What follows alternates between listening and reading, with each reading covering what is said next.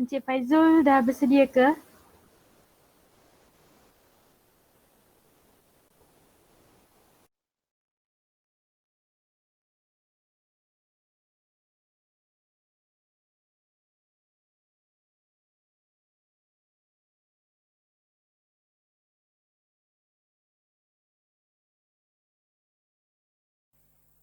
Saya tengah nak buat setting background dulu.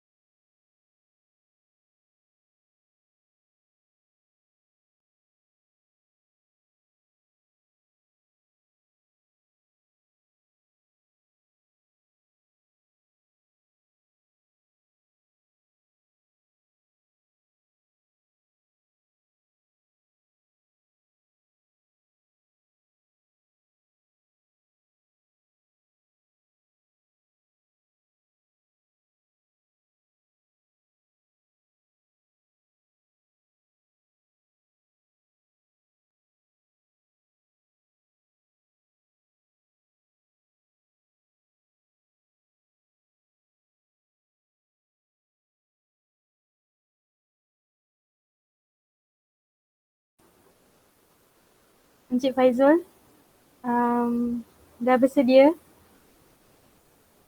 Ya, saya dah bersedia, cuma image saya tengah tunggu image saya keluar ni. Ada dengar tak suara saya? Dengar Encik.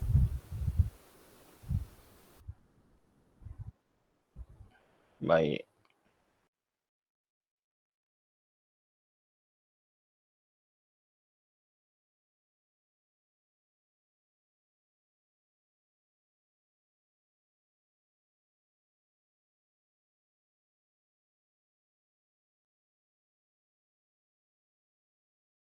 Encik, kalau Encik dah bersedia, boleh inform pada kami.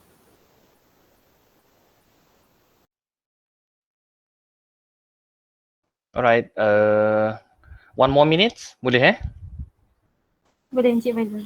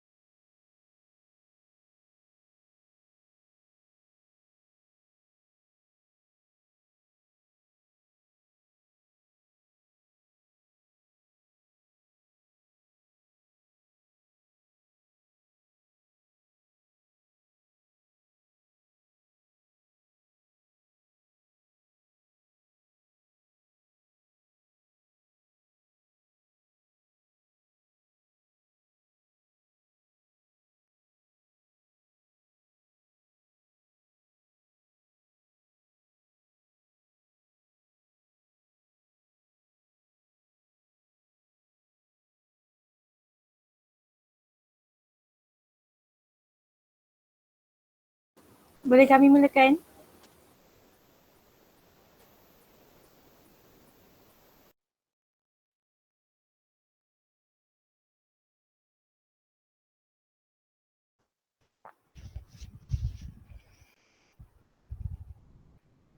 Baik, saya rasa dah okey dah.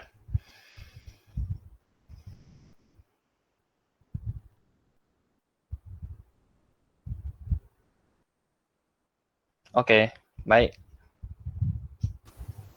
Assalamualaikum warahmatullahi wabarakatuh. Salam sejahtera dan salam UiTM di hatiku. Selamat datang saya ucapkan kepada semua yang sedang menonton secara siaran langsung Majlis Mental Health Talk Toxic Relationship di YouTube rasmi JPKC UiTM Johor Kampus Segamat. Yang dihormati penceramah jemputan kita Encik Faizul bin Adnan, yang berbahagia barisan staf Residen Kolej Kediaman C sesi 2021-2022, barisan jawatan kuasa perwakilan Kolej Kediaman C sesi 2021-2022 serta para pelajar yang dikasihi sekalian. Alhamdulillah, bersyukur kita kehadrat Ilahi kerana dengan izin dan rahmatnya, kita diberi peluang untuk hadir ke majlis hari ini. Bagi memulakan majlis kita pada hari ini, marilah kita bersama-sama menyanyikan lagu Bangsa Johor, Negaraku dan Wawasan Setia Warga UiTM.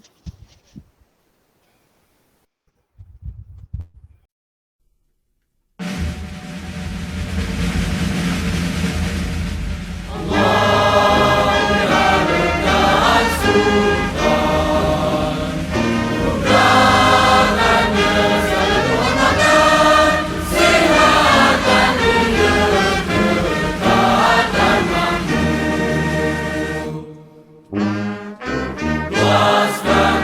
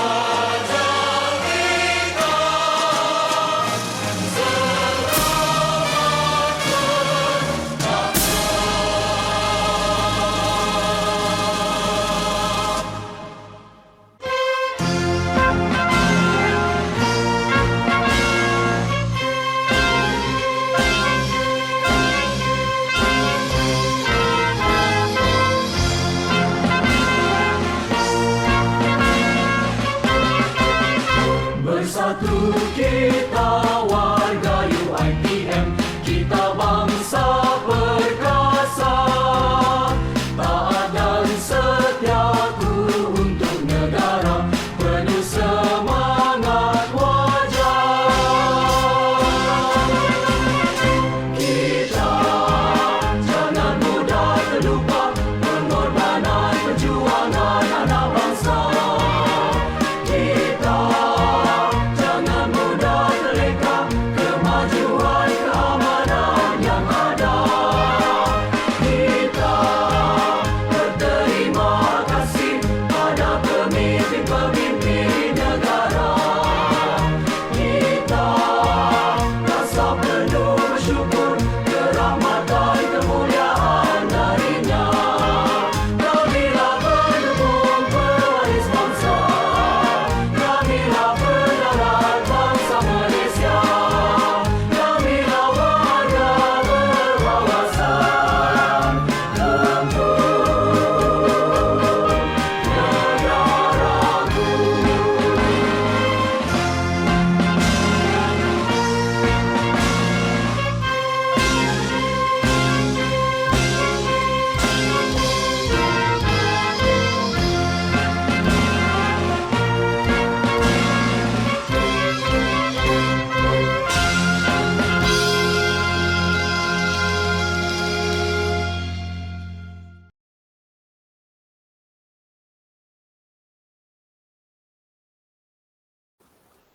Lebat kemiri pohonnya rendah, dahan terikat tali perkasa. 10 jari kami menadah, memohon berkat Yang Maha Esa. Bagi memberkati lagi majlis kita pada hari ini, majlis mempersilakan Saudari Aina Amalia binti Muhammad Nazam bagi memimpin bacaan doa. Dengan segala hormatnya, dipersilakan. Al-Fatihah. A'udzubillahiminasyaitanirrajim. Bismillahirrahmanirrahim. Alhamdulillahi Rabbil Alamin. Ar-Rahmanirrahim. Maliki yaumiddin. Iyyaka na'budu wa iyyaka nasta'in. Ihdinas siratal mustaqim. Siratal ladzina an'amta 'alaihim ghairil maghdubi 'alaihim waladdallin. Bismillahirrahmanirrahim. Alhamdulillahi Rabbil Alamin. Wassalatu wassalamu ala ashrafil anbiya wa mursalin wa ala alihi wa ashabihi ajma'in. Allahumma innaka khalaqul azim, innaka sami'un alim, innaka ghafurur rahim, innaka rabbul arshil azim, innaka al-barrul jawadul karim. Ya Allah, Engkaulah yang mempunyai segala kepujian, Engkaulah yang berhak menerima segala kepujian, Engkaulah yang berhak menerima segala kesyukuran, Engkaulah yang memiliki segala pemerintahan. Di tangan Engkau segala kebajikan, kepada Engkaulah kembali segala urusan. Allahumma ya Karim, ya Rahim, cucurilah rahmat dan rahimmu ke atas majlis Mental Health Toxic Relationship yang diadakan pada hari ini. Berkatilah ia dari awal hingga akhirnya. Ya fa'alu lima yurid.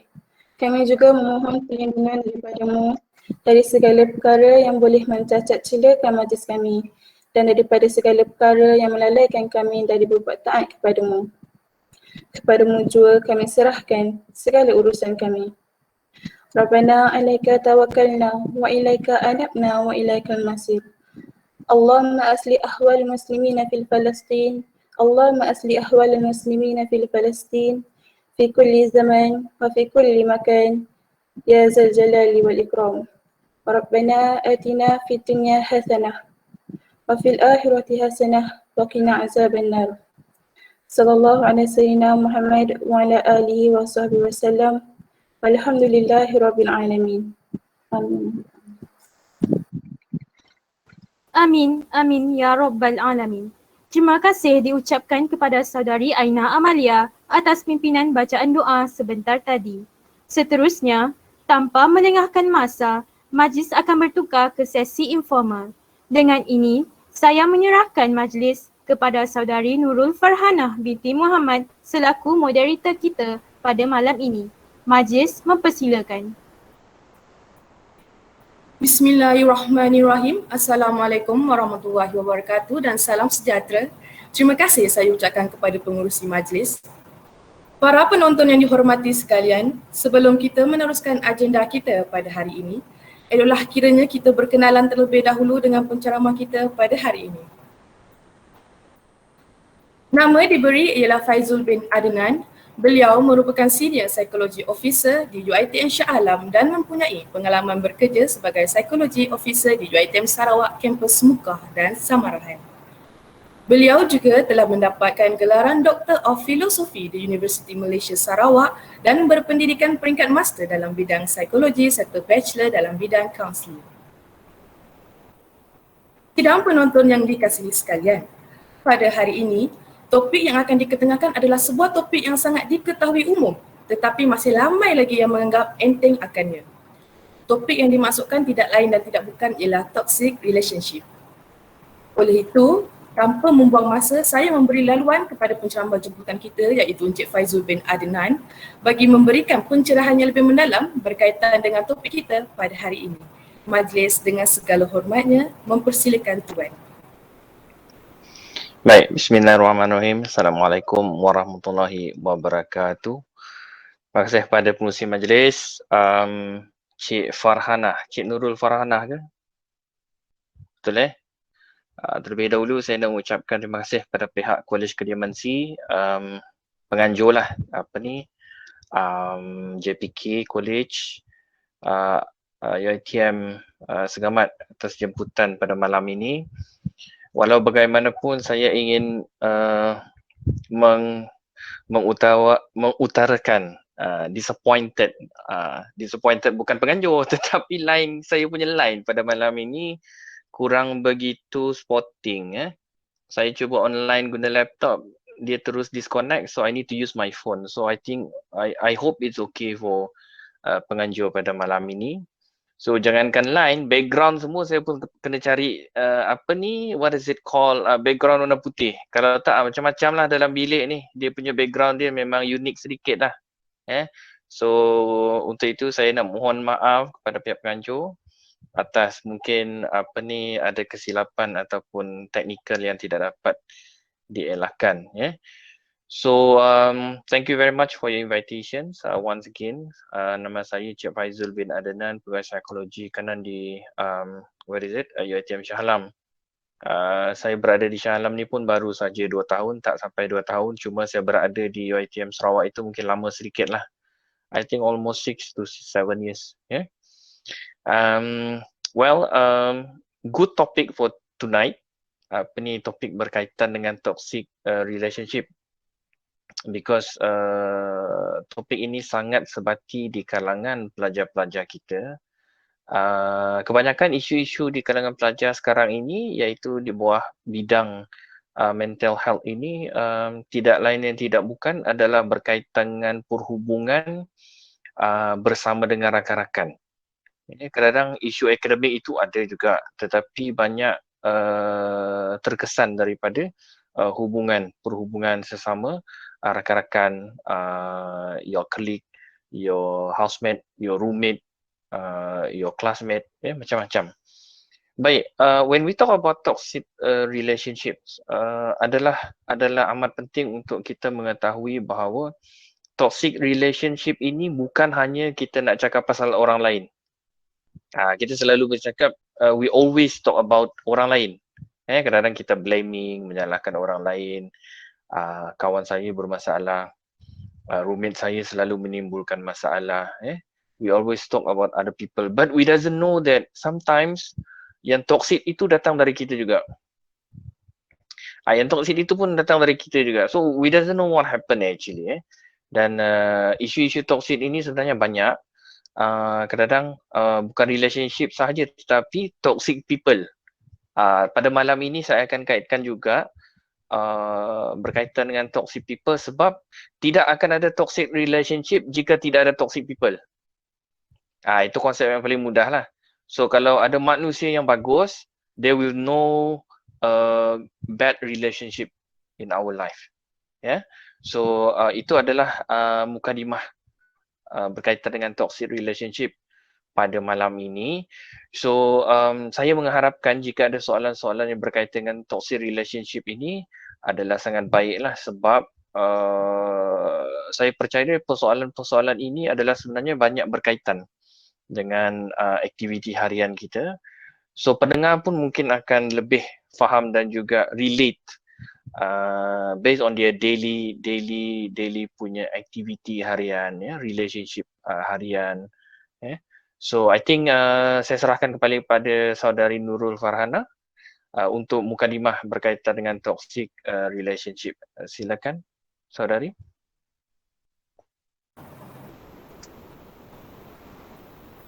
Terima kasih. Saya ucapkan kepada Encik Faizul atas perkongsian yang padat menarik sebentar tadi. Okay, sebelum kita balik ke sesi Q&A, izinkan saya untuk menyelitkan kata kunci kehadiran kita pada hari ini, iaitu kucing hitam putih.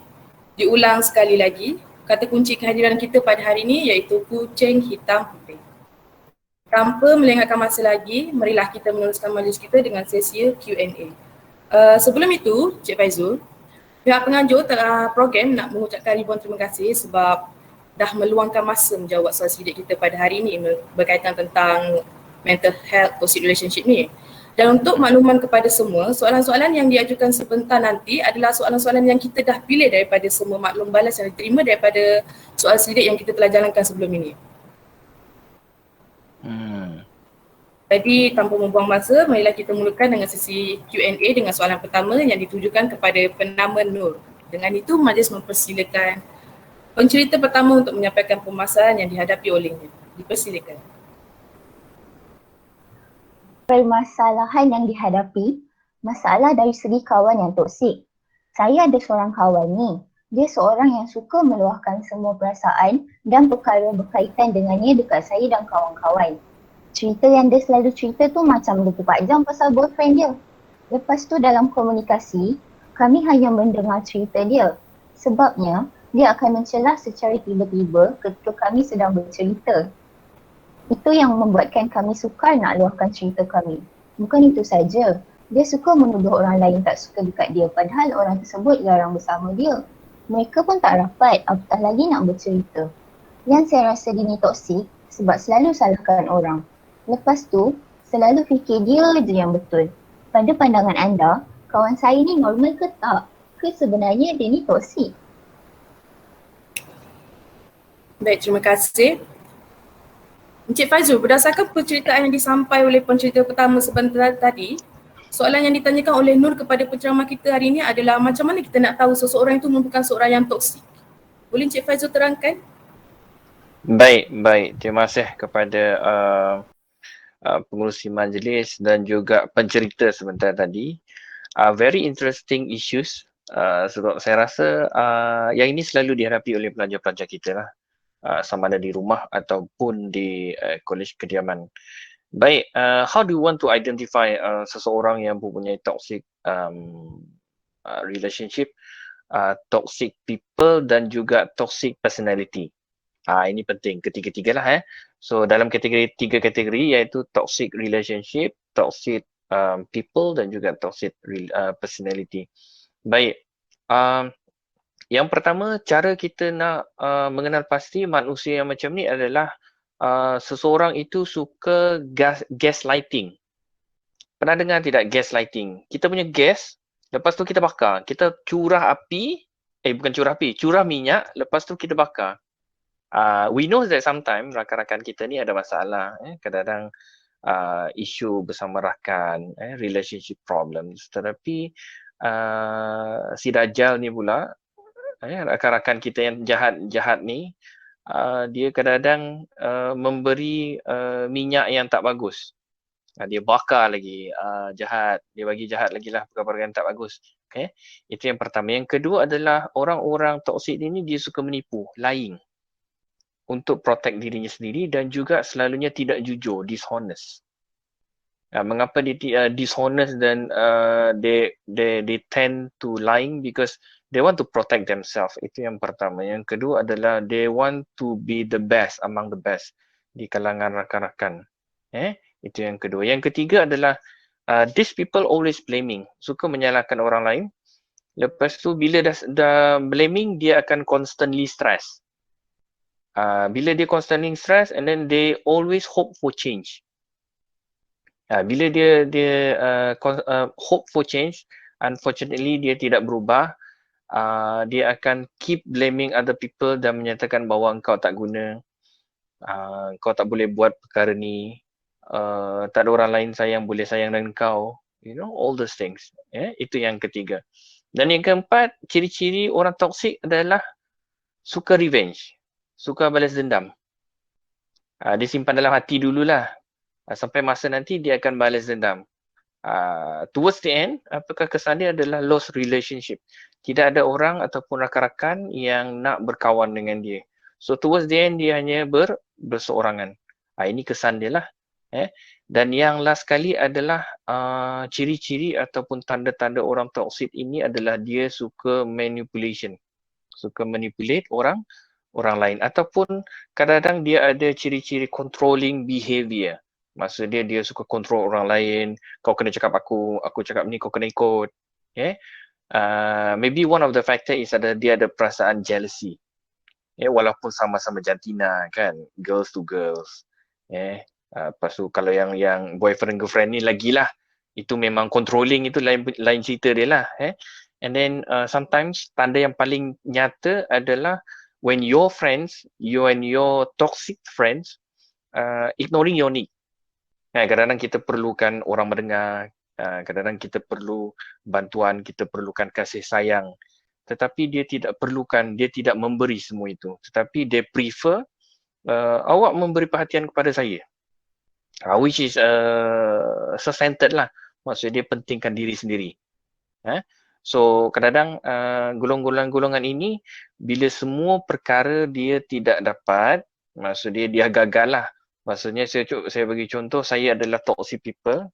So semua AJK yang hadir malam ini dah tahulah perangai saya jenis yang toxic. So semua orang tak peduli saya, towards the end saya akan cuba mendapatkan perhatian yang paling dahsyat sekali, iaitu I will threat of self-harm. Saya akan cuba self-harm ni maksud dia, what is it called? Mencederakan diri sendiri. So sometimes bila dah cedera diri sendiri, you all pun sebagai JPK pun dah tahu perangai saya macam ni, you all pun tak peduli juga. Maybe last resort adalah physical violence, iaitu kekejaman. Violence apa ya? Kekejaman. Violence lah, physical, tetapi mencederakan orang lain. So I think that is among the what is it called, tanda-tanda orang-orang toksik ni lah. Tapi banyak lagi lah sebenarnya tanda-tanda, tapi among the best ataupun antara yang very familiar we meet orang, tanda-tanda yang kita biasa jumpa adalah tanda-tanda yang sebentar tadi itu. Okay, alright, so saya harap saya menjawab. But if you have any questions related to tanda-tanda ini, well, you can ask again, no problems ya. Saya serahkan kepada Cik Nurul. Terima kasih Cik Faizul. First time saya baru tahu yang toksik ni ada banyak jenis. Okay, kita teruskan dengan soalan yang kedua yang akan yang ditujukan oleh Nur. Nur menunjukkan soalan ini kepada Cik Faizul, maaf. Oleh itu saya persilakan peserta kedua untuk menceritakan semula permasalahan yang dihadapi oleh Fasha. Okey, permasalahan yang kedua, saya lah yang toksik tu. Saya sedar saya toksik dan saya sedar juga untuk berubah. Alhamdulillah, saya dalam proses untuk memperbaiki diri saya. Yelah, saya manusia biasa. Mesti akan rasa dengki, rasa iri hati dengan kawan-kawan. Dalam proses saya untuk berubah, ramai manusia yang menjauhkan diri dari saya. Tapi, saya berbanggalah dengan diri saya kerana at least saya aware if daripada membiarkan diri saya terus menerus jadi toksik, maybe jadikan saya sebagai orang toksik punya proof. Ada orang cakap yang jangan nak positif sangat dengan orang toksik ni sebab dia tahu apa yang dia buat dengan orang. Yes, memang memang betul saya aware. Tapi bila saya dalam situasi tu, saya akan jadi lagi toksik dan lepas kejadian tu baru saya muhasabah diri balik. Tapi benda dah jadi. Baik, terima kasih. Okey, Cik Faizul. Melalui penceritaan yang diceritakan oleh pencerita kedua, saya tertarik dengan isu yang disampaikan oleh Fasha, di mana dia melalui permasalahan yang agak unik. Jadi boleh tak Cik Faizul terangkan macam apa yang dikatakan yang menyebabkan Fasha menganggap dirinya seorang toksik dalam komunitinya sendiri? Baik. Terima kasih pada pencerita dan juga saudari Nurul ya. Sebenarnya banyak faktor yang mempengaruhi seseorang itu menjadi toksik secara umumnya. Dan juga kesan-kesan menjadi toksik ini sebenarnya berpanjangan. So jika kita nak bincangkan toxic berkaitan dengan toxic relationship ini is very general ya. Tetapi apa yang boleh kita lakukan, apa yang kita boleh lakukan sekiranya kita adalah tergolong we involve among kategori orang-orang toksik ini, ada few kaedah ataupun cara untuk kita perbaiki diri. Ada beberapa perkara juga. But of course dalam on the way we try to heal ourselves, especially among toxic people and also toxic relationships. Ada beberapa perkara yang perlu kita sedar bahawa bukan semua benda kita boleh kontrol. Bukan semua benda kita boleh kontrol. That is the first thing first. Jika kita boleh kontrol, if we can control other people, memang hebatlah. So what do we want, what do we need, then everything we will get. That is definitely. Baik, saya ada juga membaca sedikit pembacaan melalui jurnal dan juga Google di website juga tetapi kebanyakannya yang menceritakan berkaitan how do you want to avoid these kinds of toxic relationship, dan juga how do we want to improve ourselves to avoid these things happen is banyak kajian menunjukkan bahawa it's all about ourselves. Lebih kepada bagaimana kita nak memperbaiki diri kita rather than kita nak memperbaiki orang lain. Sebab kita susah nak menukar ataupun menasihati orang lain. Walaupun he or she is among our family members. Baik, yang pertama adalah bagaimana kita nak perbetulkan perangai toksik ini adalah yang pertama adalah self-awareness. Self-awareness ini dalam bahasa Malaysia we call it sedar diri lah. Sedar diri, that is the first thing first. Baik, mengapa kita perlu sedar diri bahawa yang paling penting adalah kita perlu tahu kekuatan dan kelemahan diri kita sendiri. Kan? So kadang-kadang bila ada toxic people datang, dan toxic people ini adalah orang-orang di kalangan rakan-rakan kita. So what is your strength to avoid this kind of people? And what is your weaknesses?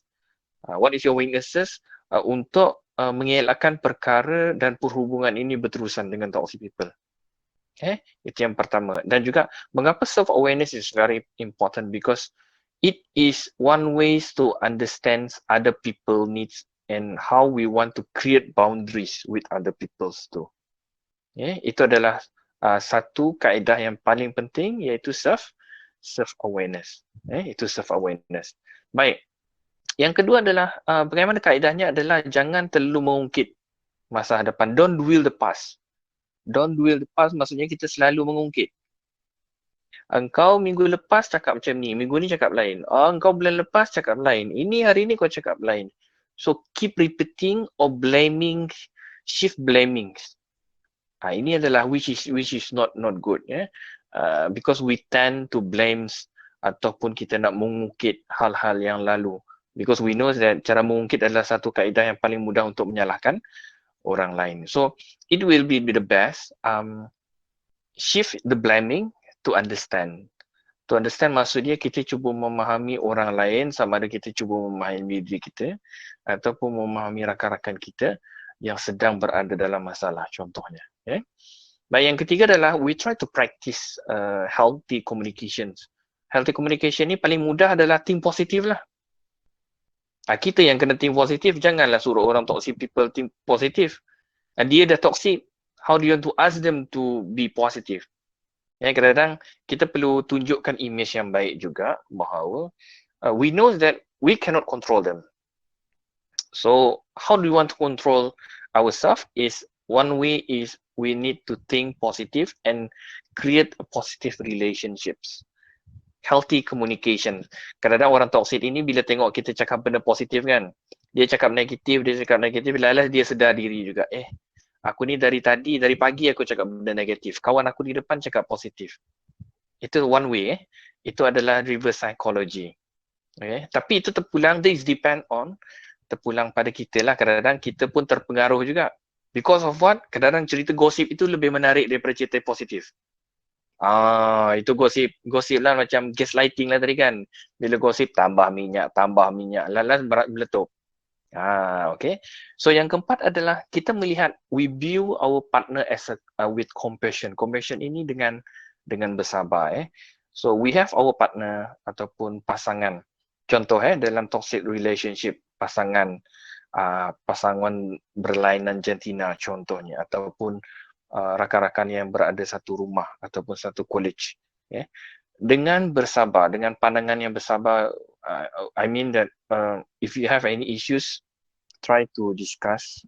Openness to outside help, maksudnya you all dah tahu dah, orang toxic people, toxic relationship ni, sebelah pihak yang satu memang toxic, memang tak ada ubat lagi dah. Bagi Panadol tak boleh, bagi ubat migraine pun tak boleh, bagi ubat gastrik pun tak boleh. Go and get some help. Go and get some help means go and find third party. Third party ni contohnya counselor ataupun your peers. Saya percaya ada juga peers di UiTM, kita ada peers dan juga rakan counselor. So they have a lot of members among them. Go and pick them. Boleh pilih. Tidak ada orang boleh memaksa you all nak pilih siapa-siapa pun. But of course find the best as a solutions. Dan yang terakhir mungkin saya boleh cadangkan ada go and find therapist. Terapis ini bukan setakat manusia. Go and find a proper therapist. Jika saudara dan saudari selesa berjalan-jalan ataupun melihat tasik itu sebagai salah satu terapi, go ahead. Tapi sekarang tengah PKP ini pandai-pandailah. Jika tak boleh live tasik, bolehlah tengok laptop yang ada bergerak-gerak tasik tu. Itu pun kategori terapi juga. Or else you can get but it's up to you. Depend on you kaedah macam mana awak nak cari terbaik terapi itu. But of course the best is go and find professional help. Bantuan dari profesional ya, selain para kaunselor. Kalau dah teruk sangat itu jumpalah psychiatric untuk yang ada penyakit mental lah.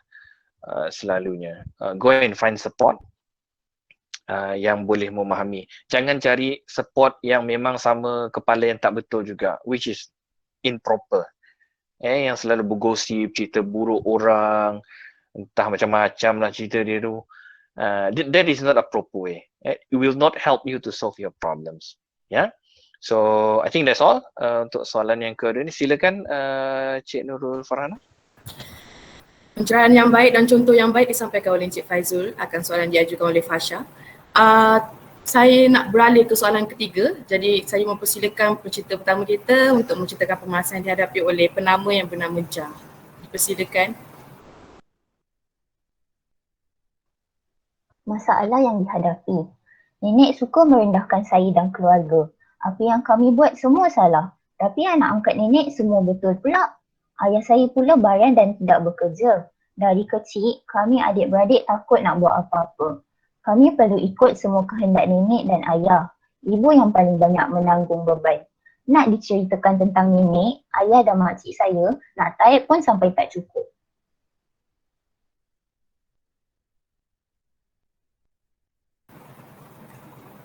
Jadi Cik Faizul, soalan yang nak disampaikan oleh Jah adalah apa yang patut dilakukan untuk keluar daripada family yang toksik bagi menyelamatkan adik-adik dia dan juga ibu dia.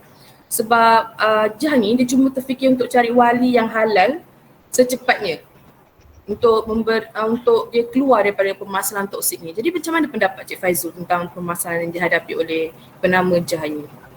Baik, baik. Terima kasih kepada pencerita dan juga Cik Nurul. Isu macam ni kita selalu jumpa di kalangan pelajar. Dia bukan sebab masalah kepada individu tersebut, tetapi disebabkan oleh tekanan ataupun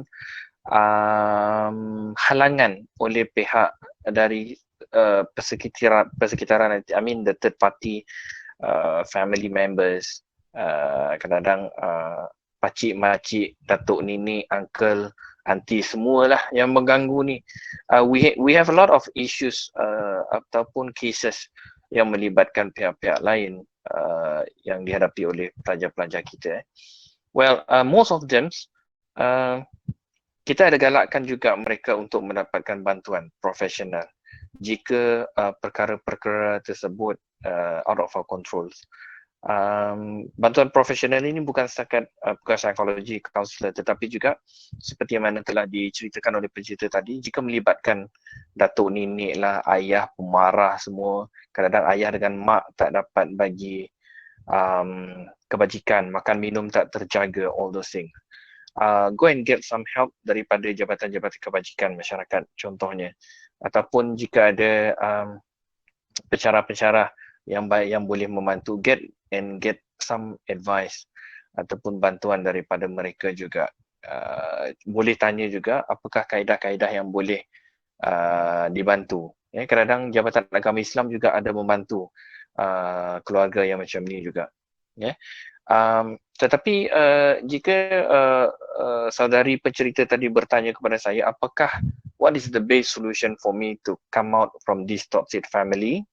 Well, get some help from other family members. Bukan yang duduk satu rumah, tetapi juga uncle, auntie yang duduk berlainan different houses. And that is number one. Number two, try to get enough sufficient information from jabatan-jabatan kerajaan, contohnya Jabatan Kebajikan Masyarakat. That is the most bukan famous lah, tetapi itulah saluran yang selalu kita gunakan untuk bantu pelajar-pelajar untuk berhadapan dengan isu-isu yang macam ni. Kadang-kadang jika ayah, jadi penceritaan tadi, ayah panas baran, suka marah, ada juga kes-kes yang kita galakkan untuk membuat laporan polis, police report, all those things. So jika saudara dan saudari berhadapan dengan isu-isu yang macam ni, jangan risau. The best thing is jika saudara dan saudari masih berada di dalam kampus ataupun masih pelajar UiTM contohnya, get some help from our counsellor. That is number one. Deal with your lecturer. Lecturer yang boleh saudara dan saudari percaya. Get some advice or guidance from them. Jangan duduk di rumah saja menunggu masa. And sometimes kekangan daripada family ini kadang-kadang sukar untuk kita nak bantu sebab they are family members. Mereka itu adalah family members, sedangkan kita ini adalah bukan family members, hanya rakan-rakan saja. So nothing much lah. There's very less help that we can help them. Tetapi seperti mana saya dah terangkan sebentar tadi, those are the parti-parti yang boleh kita minta bantuan dari mereka. Alright. So saya harap saya menjawab soalan tersebut. Saya serahkan kembali kepada Cik Nurul. Majlis berharap melalui penjelasan yang disampaikan oleh Encik Faizul dapat memberikan sedikit pencerahan kepada penama jam. Seterusnya, kita meneruskan lagi sesi Q&A kita dengan soalan keempat. Majlis mempersilakan pencerita kedua untuk menceritakan semula permasalahan yang dihadapi oleh penuju, tapi dia merahsiakan namanya. Jadi kita mempersilakan pencerita kedua untuk menceritakan situasi yang dihadapi oleh penuju soalan. Persilakan. Okay, permasalahan yang seterusnya, saya selalu berbuat baik dengan rakan-rakan saya. Sampai satu tahap ni, saya pernah utamakan mereka daripada diri saya. Sampailah satu hari tu, saya sedar yang mereka tak buat pun benda yang sama untuk saya bila saya ada masalah. Mulai dari hari tu, saya mula belajar untuk utamakan diri saya sendiri dulu. Tapi mereka pula rasa seperti saya dah lain dan mereka cuba untuk elakkan diri dari saya. Terima kasih. Jadi Cik Faizul, soalan yang cuba untuk disampaikan adalah macam mana penuju soalan ni nak bagi tahu dekat kawan-kawan dia untuk mereka saling bantu-membantu antara satu sama lain dengan cara yang tidak mengguriskan hati mana-mana pihak dan tidak menyebabkan penuju soalan kehilangan kawannya. Boleh Cik Faizul terangkan? Baik. Well, first thing first adalah kita perlu tahu bahawa rakan-rakan kita itu bukan seumur hidup dengan kita.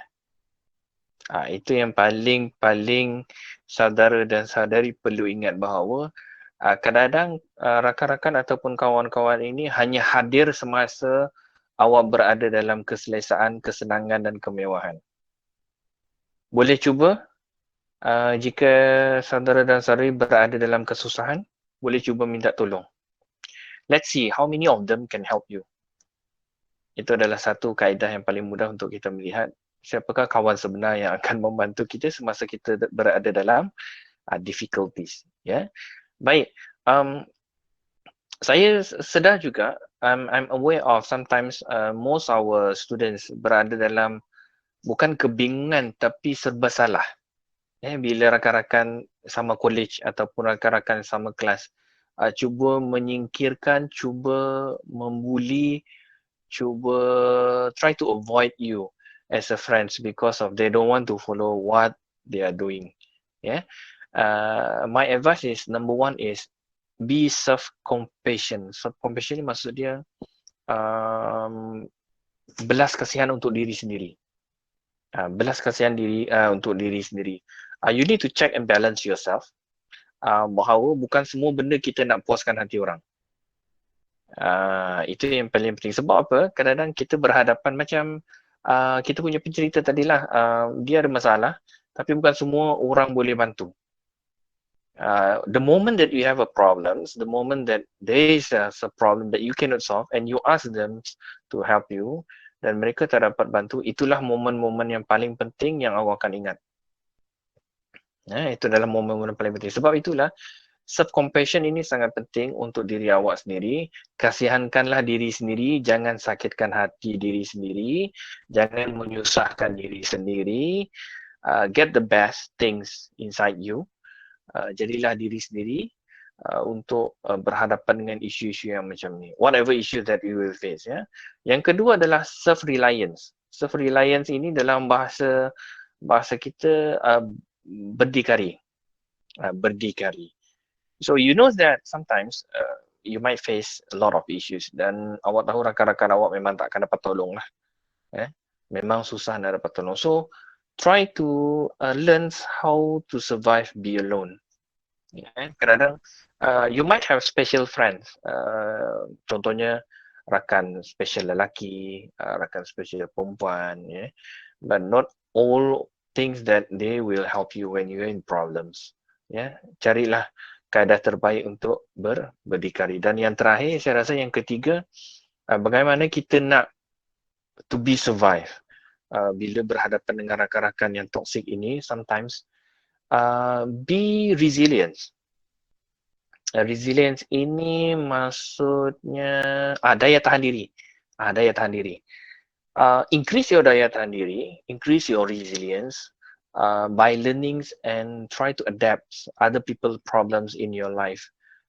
Contohnya, you know that ada banyak rakan-rakan kita berhadapan dengan masalah. Try study from them, try to get close with them and you learn from that. Itu adalah kaedah-kaedah resilience. Resilience ini maksudnya bagaimana kita nak menahan diri daripada perkara-perkara yang tak baik di luar sana.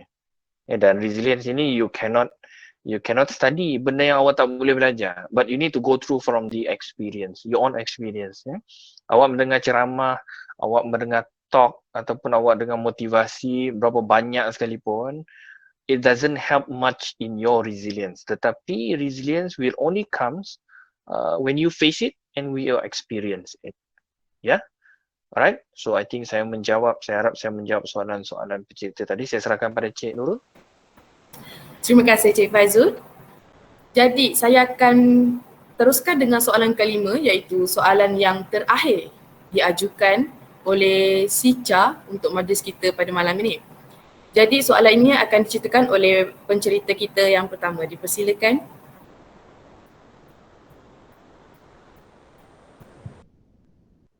Pernah ada partner suka play victim and suka aibkan I dekat his family and his friends.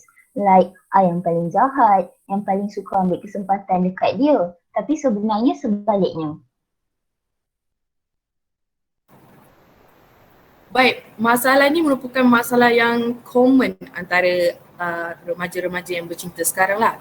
Jadi melalui penceritaan semula sebentar tadi, si Cha mengajukan satu soalan di mana macam mana dia nak menghilangkan rasa trauma dengan situasi yang dihadapinya tu. Sebab dia takut nak interact dengan orang ramai. Lebih-lebih lagi berada dalam kelompok yang didominankan oleh lelaki. Jadi bagaimana pendapat Cik Fazul tentang permasalahan dihadapi oleh saudari si Cha ini? Baik. Thank you very much for the issues case tadi sebentar tadi. When we talk about trauma, bila kita bercerita berkaitan dengan trauma ini, is more focusing on the life event seseorang. Life event ni maksud dia kisah penceritaan kehidupan seseorang sebelum ini, bukan yang akan datang lah, yang sebelum ini. So when we talk about trauma, saudara dan saudari perlu tahu bahawa kebanyakan isu-isu trauma ini semuanya yang very bad, very negative, dalam konotasi yang kurang senang ataupun kurang sedap lah kita nak dengar. Especially trauma-trauma yang berkaitan dengan ada relationships. So my first advice, the best advice that I can give you is get help from professionals. Trauma ini kadang ada certain juga counselor well known berkaitan dengan trauma dan mereka boleh bantu go through the process of therapy dan juga kadang-kadang ada juga rakan-rakan kita, pelajar-pelajar kita yang melalui kes-kes trauma yang susah nak dikawal, towards the end makan ubat psychiatric lah maksud dia, which is not good. Bila dah makan ubat ni tak bagus lah, dia banyak mengganggu proses life kita. Yang kedua adalah self-check. Kita perlu tahu juga, kadang-kadang kita selalu blame. We always blame other people about they are the one who make me like this. Kita selalu menyalahkan orang lain. Tapi please, check yourself sometimes. Adakah orang lain berkeadaan macam itu? Adakah disebabkan tingkah laku saya terhadap mereka? Kena cek balik lah benda-benda macam tu sebenarnya. Adakah sebab saya terlalu lembut, saya terlalu baik hati, jiwa saya murni, suci dan saya dibuli. Macam itu. Please check back. Dan seperti mana saya katakan tadi, resilient itu sangat penting. Dan ada juga konsep, one of the concept dalam psikologi ataupun dalam motivasi selalu kita bagi tahu assertive. Assertive. Nah, itu assertive boleh baca lah. What do you mean by assertive? Sympathy, empathy, there is the common things that saudara-saudari kena baca lah.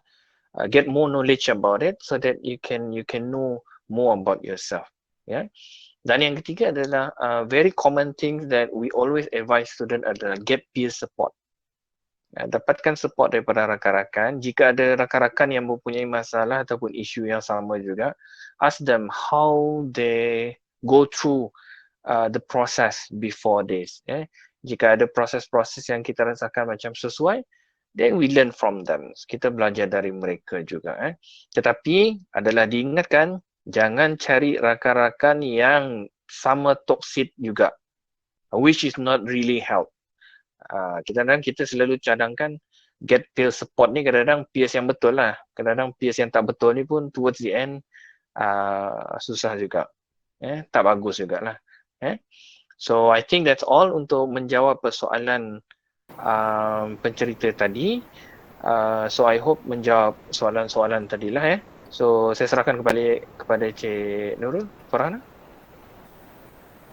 Ribuan terima kasih saya ucapkan kepada Encik Faizul kerana sudi menjawab soalan-soalan yang diajukan dengan cukup jelas dan terang sebentar tadi. Terima kasih juga diucapkan kepada pencerita pertama dan pencerita kedua untuk penceritaan semula yang disampaikan oleh mereka. Dengan berakhirnya sesi Q&A itu tadi, maka berakhirlah majlis kita pada hari ini.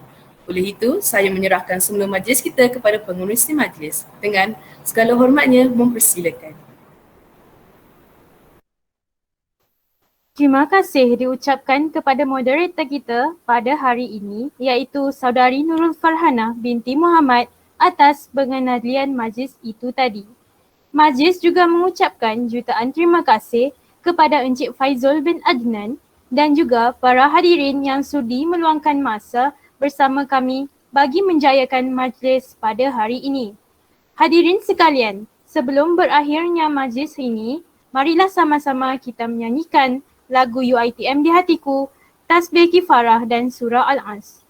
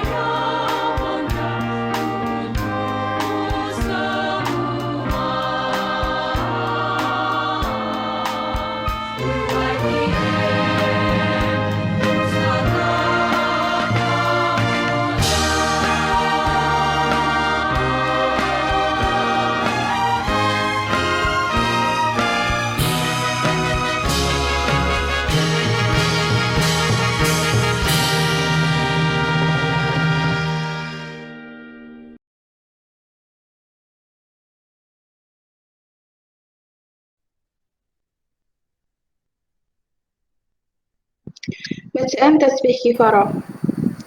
Bismillah. Subhanakallahumma bihamdika asyhadu an la ilaha illa anta astaghfiruka wa atubu ilaik. Bismillahirrahmanirrahim. Wal 'asr. Innal insana lafi khusr illa alladhina amanu wa 'amilus solihat wa tawassaw bil haqqi wa tawassaw bis sabr.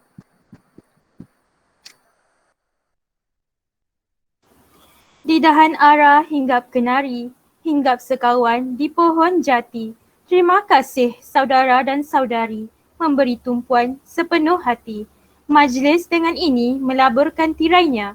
Saya mewakili Jawatan Kuasa Perwakilan Kolej Kediaman C sesi 2021-2022 selaku penganjur program Mental Health Toxic Relationship dengan ini menyusun 10 jari memohon maaf sekiranya terdapat kekurangan dalam penganjuran majlis ini. Sesungguhnya yang baik itu datangnya daripada Sang Pencipta dan yang buruk itu datangnya daripada kami.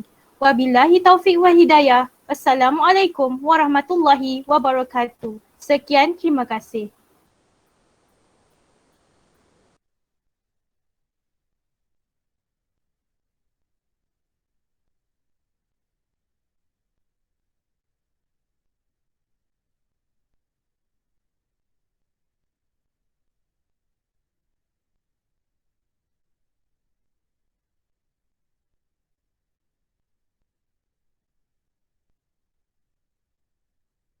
Terima kasih Encik Faizal atas penyampaian tu tadi. Sama-sama. Saya tengah cari dekat mana nak log out ni dekat phone. Oh my god.